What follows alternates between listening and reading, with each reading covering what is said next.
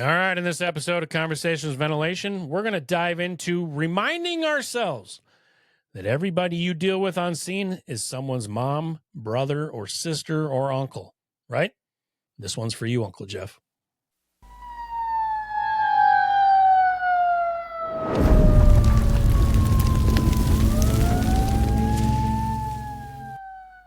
Uncle Jeff, Uncle Jeff, Uncle Jeff. Dedicated to him.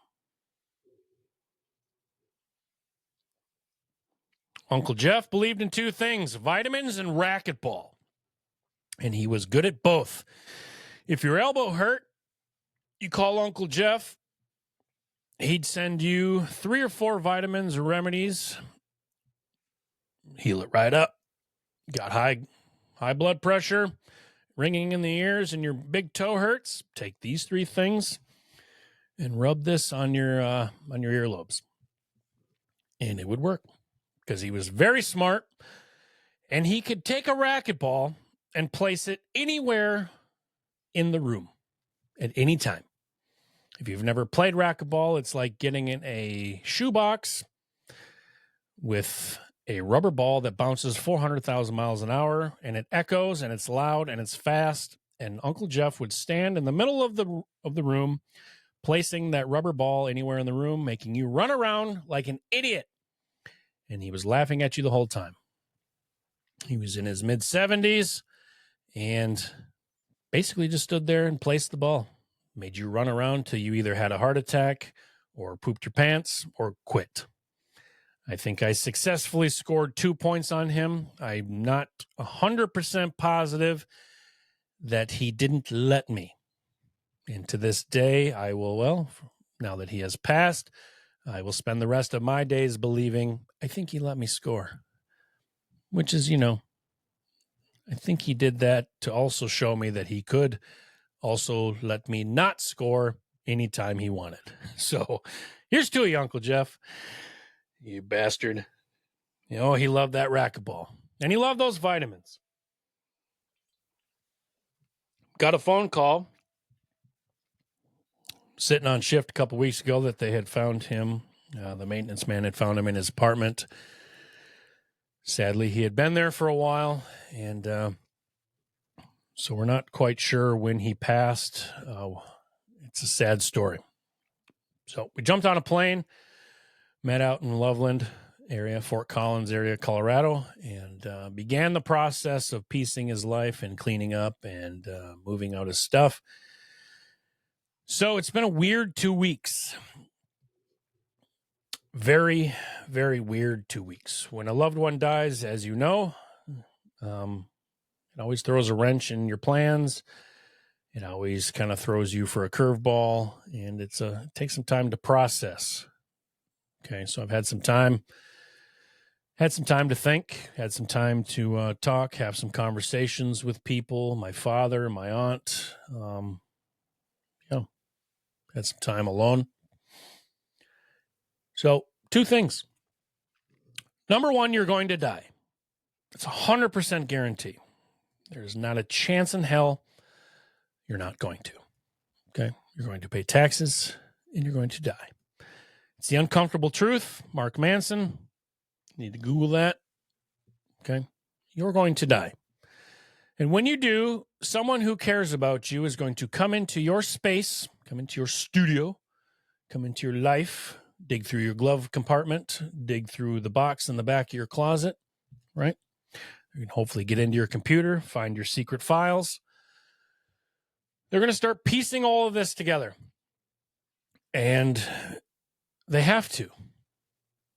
It's kind of part of death.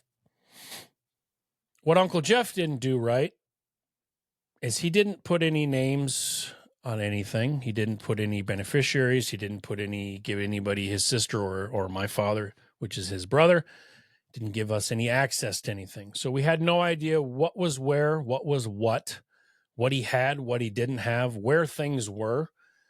So it was a little frustrating. So on top of grieving, you're in his apartment and you're trying to find documents. What's his bank account number? How do you log into it? A lot of things are done online now.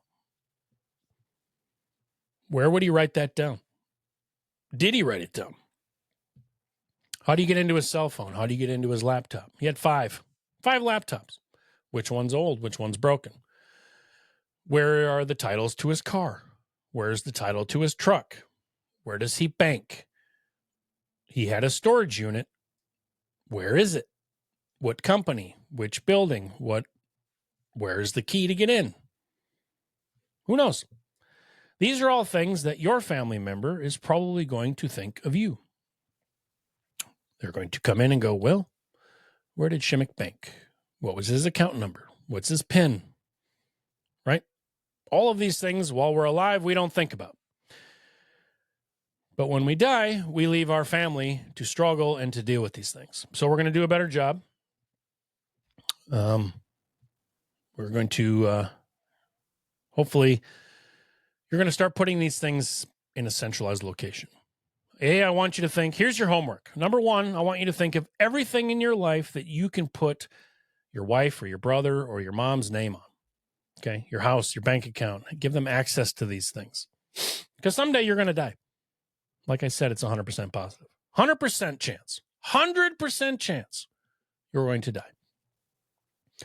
If you have $50 in the bank or 50 million or 100,000 or $600, it's still your money. You would want your family to have it. By simply putting your wife, your brother, and your mom's name on your account as well, they have access to these things. They can walk into a bank and go, this person has passed, but their name is on the account. They can close the account. If I have $50,000, which is never going to happen, but if I, for some reason, did, I want my wife and family and friends to have it. Simple. By putting a name on it. While I'm alive, put your name on things. So document these things. Get your family, your friends, somebody, start putting names on things. Start giving access. Start writing down your password. Password to get into your phone. Password to get on online banking. Password to where do you bank? All of these things I want you to think. Make a list. Write down things that you would want your loved ones to have access to because you're dead. It's 100% positive. 100% positive. There's a 100% guarantee you're going to die.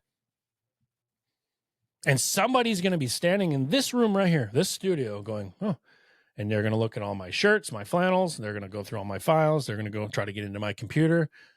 They're going to go, where did he bank? How much money does he have? Oh, he has $300. Well, not a surprise. He dropped out of college. So let's divide up $300. But you got to have access to it. Uncle Jeff didn't give us access. It was very frustrating. It's tough. On top of grieving, we were having a hard time. There's a lot of paperwork to die, and your family is left to deal with it and to file those papers and to get access. You got to have all these forms. You can't just walk into Chase and go, I'd like to see my dead brother's bank account. It's not happening. So that's your homework. Do that. Okay. Put it together. Let your family know where it is. If I die, when I die, here's access. Here's some things. Here's some information. Having car titles, truck titles, boat titles, put those in one spot. Okay. We never found titles to Jeff's vehicles. They're gone. Still haven't got access to his bank. Still haven't got access to his storage locker. We tracked those down, by doing some investigative work, but we don't have access to them because it takes a process of getting all this paperwork. So it's frustrating. So don't do that. Do a better job. Okay. And then the second thing, and this is directed strictly at the first responders, is, I would spend some time driving between Loveland and Denver, where I was staying with friends. And I was thinking about the first responders that responded to my uncle. And I had the same epiphany that I did with the boy in the pool. Okay. I didn't run that call, but I ran that call. And it got me thinking on how much, once again, how we're all alike. We're all playing the same game as first responders. Whether you're on an ambulance, whether you're a nurse, whether you're on a fire truck, whether you're PD, we're all getting these calls. We're all running these calls. And I spent a lot of time, and I still am, thinking about these people that went into my uncle's apartment at whatever time that was, and dealing with my uncle and dealing with the scene and dealing with the body and the care and the love and the things that, we do for a living, which is weird in itself. But these things are happening on a daily basis.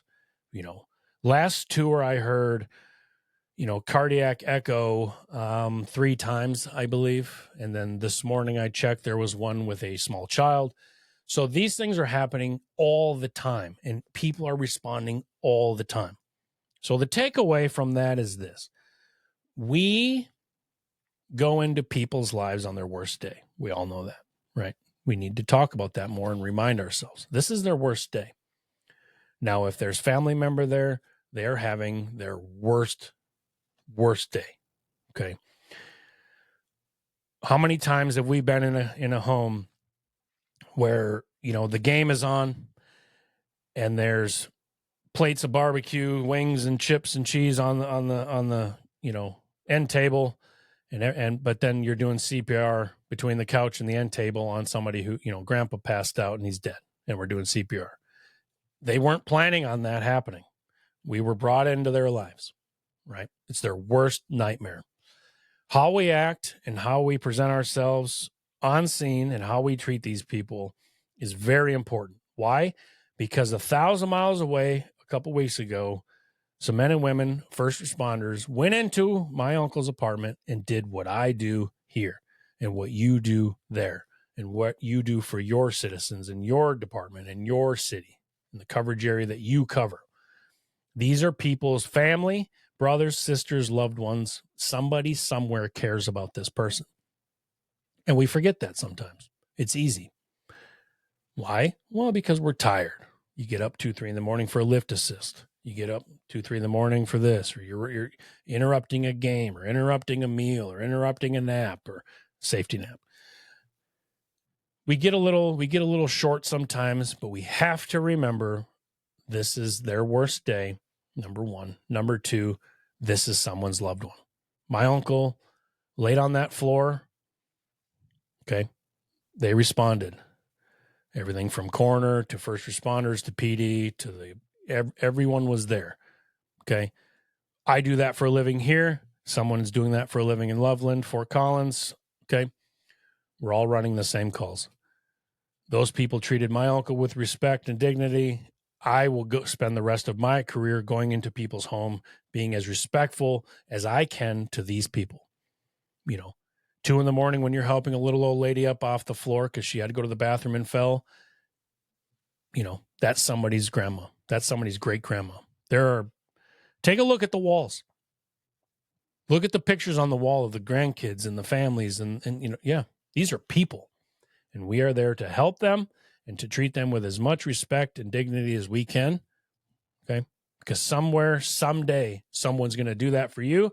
Someone's going to do that for me. Someone's going to do that for my mom. Someone did that for my stepmother 3 years ago, right?